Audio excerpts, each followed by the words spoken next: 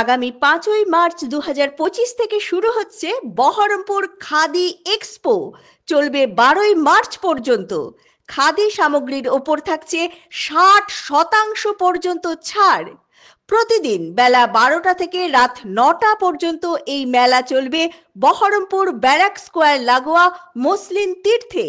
সকলকে জানাই সাদর আমন্ত্রণ। বহরমপুরের উপকণ্ঠে কান্তনগর, সেখানকার এক হারনামানা মেয়ের নাম রাধারানী দাস, পেশায় টোটো চালক। আন্তর্জাতিক নারী দিবসে তাকে সম্মান জানিয়েছে খেটে খাওয়া মানুষের কণ্ঠস্বর হয়ে ওঠা একটি এনজিও চারণ।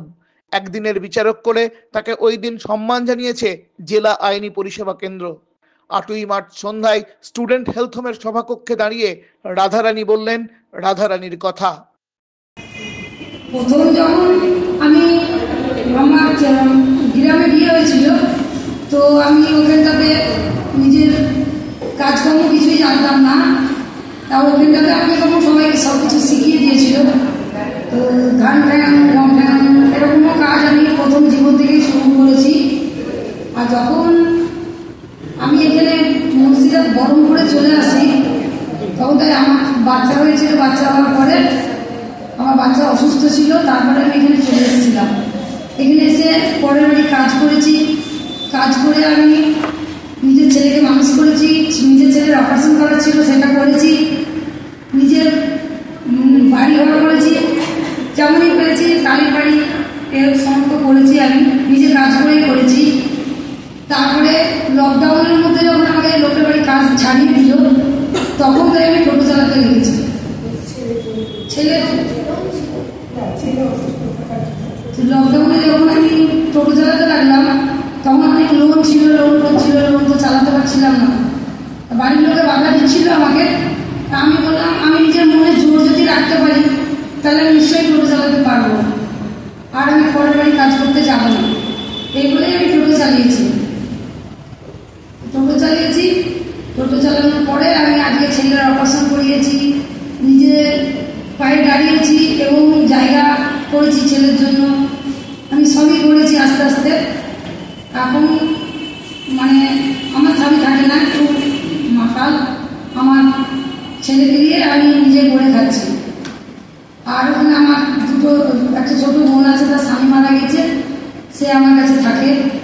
তারাও আমার সাথে সঙ্গেই থাকে। আমার বাবার বাড়ির কাছে, বাবা মা সবাইকে একটু আমাকে একটু দেখতে হয়।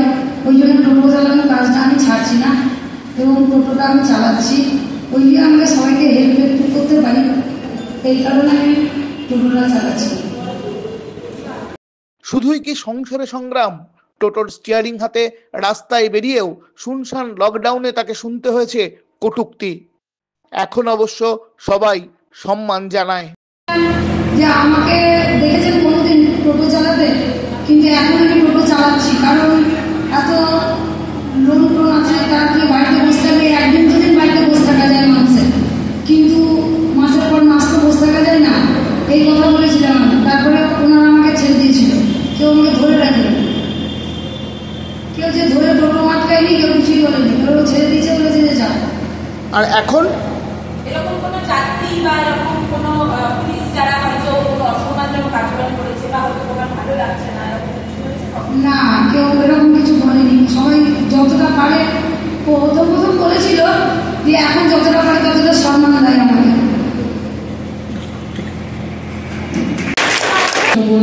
সেলাই মেশিন,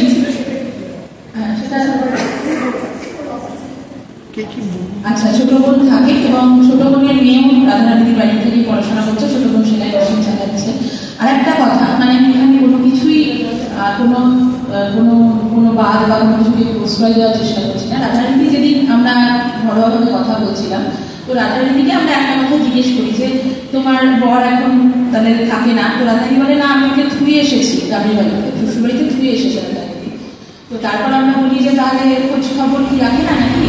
রাধারানী বলে যে না, আমি তো খোঁজ খবর রাখি না। তো যখন রাধারানী বাড়িতে কাজ করতো, বাড়িতে কাজ করে নিজের সংসার চালাতো, সেই সময় কিন্তু তার বর এসে তাকে মারধর করতো। মদের প্রশ্রয় হোক বা এটাই হোক, মদের ঋণের জন্যই হোক না কেন, কিন্তু রাধারানী যখন বাইরে বেরোতো টোটো নিয়ে, যখন নিজের ভাগ্যকে কোথাও নিজেই জয় করলো, তখন কিন্তু রাধারানী এটাও বুঝলো যে ওই জীবনটা, যে জীবনটাও ফিরে এসেছে, সেই জীবনে আর ফিরে যায়